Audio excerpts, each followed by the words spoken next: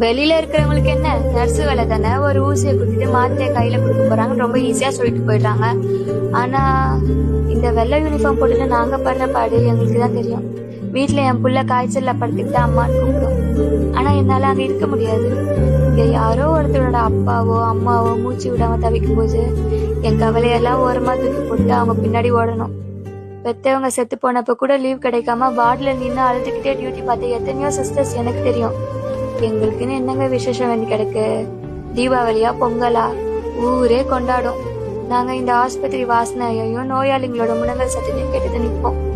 Patient யாராச்சும் இறந்துட்டாங்கன்னா அவங்க சொந்தக்காரங்க அழுகுறதை விட எங்க மனசு அதிகமா அடிச்சுக்கும். ஆனா நாங்க அங்க அழுதுட்டு நிக்க முடியாது. மத்தவங்களுக்கு தைரியம் சொல்லணுமேனு கண்ணீரை உள்ளே முழுங்கிட்டு நிப்போம். சாப்பிட்டியான்னு கேட்க கூட இங்க ஆள் இருக்காதுப்பா.